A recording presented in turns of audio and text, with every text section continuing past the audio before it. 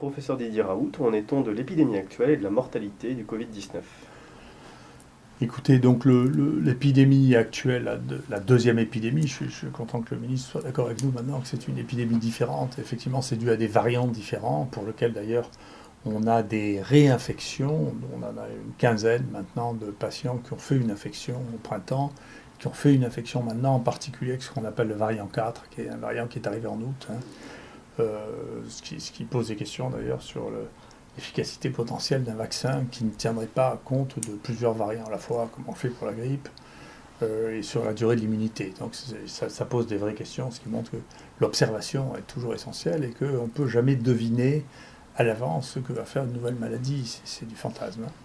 Donc cette deuxième épidémie a un profil qui est différent, qui est plus étalé dans le temps. Elle fait des vaguelettes qui sont probablement dues au fait, à l'émergence et à l'apparition de nouveaux variants et à leur disparition dans des temps plus courts que la première. Ce que l'on peut voir, ça c'est un site que je conseille à tous ceux qui veulent suivre en France et ailleurs la mortalité, qui s'appelle Euromomo. Et donc ce qu'on voit sur ce site, on voit que pour l'instant, les choses qui ont été vraiment très significatives, c'est effectivement pendant mars-avril, où en France on a eu un pic. Fort heureusement, on n'a pas eu en même temps le pic de la grippe que l'on a vu les années précédentes, ce qui fait que la mortalité va être probablement un peu plus importante que au moins les 3 années précédentes, peut-être pas celle d'avant. Mais pas d'une manière qui soit spectaculaire. Pour autant qu'on voit, il ne faut pas insulter l'avenir, on verra bien ce qui se passe d'ici la fin de l'année. Et nous, ce qu'on voit, c'est qu'effectivement, on a eu une première partie de cette deuxième épidémie qui était plutôt plus bénigne, et une deuxième partie qui est un peu plus grave que la première partie. On a l'impression, c'est des données préliminaires, là actuellement, sur ce que l'on teste tous les jours, parce qu'on a, je sais pas, entre 1300 et 1500 personnes qui viennent se faire tester ici tous les jours, hein, que le nombre de cas est en train de diminuer depuis quelques jours. J'espère que ça continuera comme ça, mais on ne peut pas le prédire à l'avance. Voilà, ce qui est intéressant, c'est que effectivement, ici, la mortalité en réanimation est restée la même du début à la fin, c'est-à-dire qu'elle est de 13 à 14% depuis le début. Donc il y a un travail qui est fait dans les réanimations qui est considérable. Mais en revanche, ce qui est différent en chacun de ces 3 épisodes, c'est que la proportion des gens hospitalisés et la proportion des gens en réanimation n'est pas la même selon que les patients ont été suivis précocement et pris en charge précocement, en particulier dans les HU. On a commencé à les traiter, à surveiller leur oxygène et à s'en occuper, que ceux qui sont rentrés directement par les urgences, voire directement en hospitalisation, voire directement en réanimation, dans lequel la mortalité est importante. Il y a des gens qui rentrent tellement tard qu'ils meurent dans les 3 jours qui suivent leur admission. Cela, ça veut dire que leur prise en charge, donc on regarde le premier test qui a été fait, leur prise en charge a été trop tardive, et c'est sûrement une des premières leçons qu'il faut avoir. Il faut faire une prise en charge très précoce. Je pense que les gens vont commencer à y réfléchir d'une manière très importante. Une fois qu'on a ces données-là, on peut regarder maintenant quel est le risque, quelle est la mortalité par tranche d'âge, et c'est un des moyens d'ailleurs de comparer l'efficacité de la prise en charge précoce.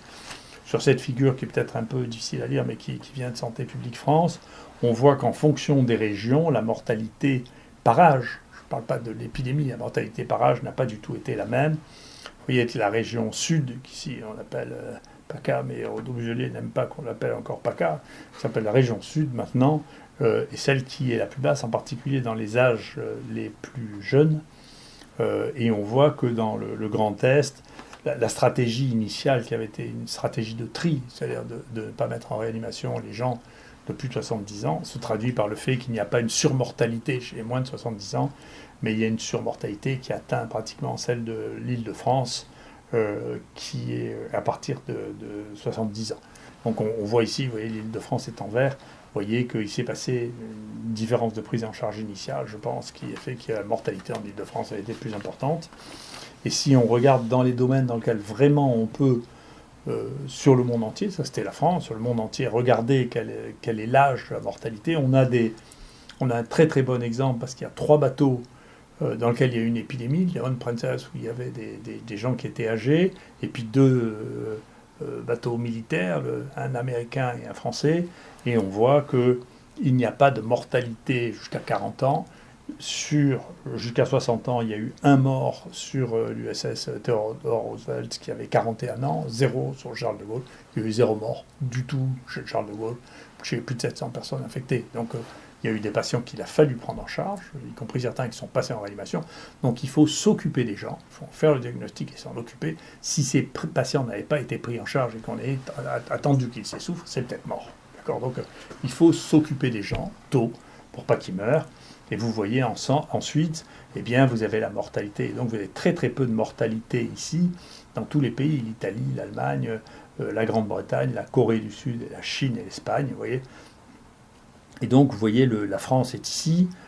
Ceux qui ont le plus de morts au départ, c'est pareil, c'est l'Angleterre. Et donc il s'est passé quelque chose en Europe, en particulier en Angleterre et en France, qui montre qu'il y a eu une plus grande mortalité, en particulier chez les sujets les plus jeunes. Et puis ensuite, vous voyez les 60-79, et puis ensuite les 80 et plus, dans lesquels les différences cessent d'être très significatives entre les différents pays. Voilà, donc c'est l'état de la mortalité. C'est une maladie qui tue les gens âgés, à condition qu'on prenne en charge les gens, sinon il y a des gens plus jeunes qui meurent aussi. Et donc, ils vont faire le diagnostic, il faut les prendre en charge, il faut les soigner, il faut vérifier leur oxygène, il faut les oxygéner s'ils ont une saturation en oxygène qui est basse, il faut mesurer leur saturation en oxygène. Je vous conseille de regarder la vidéo du professeur Lagier à cette occasion. Et il faut les tester parce que certains d'entre eux vont faire des troubles de la coagulation et faire des embolies pulmonaires qui parfois sont mortelles s'ils ne sont pas anticoagulés. Après, que les gens croient ou ne croient pas au traitement spécifique par l'hydroxychloroquine ou l'azithromycine, c'est un autre problème. Il faut s'occuper des malades, il faut en faire un diagnostic et il faut s'en occuper. Donc c'est très important. Et d'ailleurs, effectivement, c'est maintenant une recommandation avec laquelle je suis d'accord, de la Haute Autorité de Santé qui dit, écoutez, il faut, si vous avez une saturation en oxygène qui est inférieure à 95, il faut aller à l'hôpital, se faire hospitaliser. D'accord ? Donc ça veut dire qu'il faut la mesurer. Et donc, il faut qu'on prenne l'habitude maintenant de mesurer la saturation en oxygène chez tous les gens qui sont Covid+, ou qui sont suspects de l'être. Et s'ils ont une saturation en oxygène qui diminue, il faut aller à l'hôpital pour voir s'ils doivent être traités, pris en charge, oxygénés, recevoir des anticoagulants et éventuellement, en fonction des endroits, savoir s'il y aura un traitement plus spécifique. Et c'est comme ça qu'on fera baisser la mortalité des uns et des autres. Professeur Stéphanie Gentil, pouvez-vous nous détailler le profil des patients qui décèdent du coronavirus à Marseille ? Alors donc, nous avons étudié donc, le profil des patients qui sont décédés entre le 1er mars et le 2 novembre 2020 à l'assistance publique des hôpitaux de Marseille. Et pour ces patients, nous avons regardé la répartition de l'âge et du sexe. Donc déjà, on peut constater que la majorité des patients sont âgés. On a plus de 56% des patients de plus de 80 ans et on a près de 17% de patients qui ont plus de 90 ans. Et ensuite, pour ces patients, on a regardé les comorbidités, c'est-à-dire les autres pathologies qui sont associées à leur hospitalisation. Et ces comorbidités, on les a scorées grâce à un index qui s'appelle l'index de Charlson, qui permet en fait d'attribuer un score en fonction de nombre de pathologies associées. Plus ce score est important, plus la personne a de maladies associées. Et plus le nombre de points est important, plus la probabilité de décéder dans l'année est importante. Donc c'est un score qui a été fait pour les patients hospitalisés et qui donne une probabilité de décès à 1 an. Donc vous voyez que sur ce schéma, 90% des patients décédés à la PHM avaient une probabilité de 85% de décès dans l'année. Donc leur âge moyen était de 82 ans et 60% étaient des hommes. Pour les 29 patients donc, qui avaient une probabilité qui était inférieure, donc on s'est intéressé à leur histoire clinique et on se rend compte en fait que pour un d'entre eux, le décès n'était pas imputable au Covid car le test avait été fait bien antérieurement. Et pour les autres, en fait, hormis 2 patients, ils avaient tous des comorbidités majeures mais qui ne sont pas prises en compte par le score de Charlson, comme des emphysèmes pulmonaires sévères sous O2, comme des démences importantes ou comme d'autres pathologies comme les obésités morbides ou d'autres pathologies. Uniquement 2 patients donc, ne présentaient aucune comorbidité associée, c'était des hommes d'une 60aine d'années qui ont fait des passages longs en réa et pour lesquels on n'a pas retrouvé d'explication de facteurs associés à cette maladie. Très bien, donc en pratique, si on s'occupe des gens suffisamment tôt, la partie des gens qui malheureusement meurent, personne ne souhaite enlever 1 ou 2 ou 3 années de vie supplémentaire, mais c'est ce que l'on voit dans la plupart des cas dans les épidémies d'infections virales annuelles, c'est-à-dire les gens qui sont à la limite de leur capacité de survie meurent de ça ou d'autre chose. C'était le cas pour la canicule aussi, c'est le cas pour les infections virales saisonnières.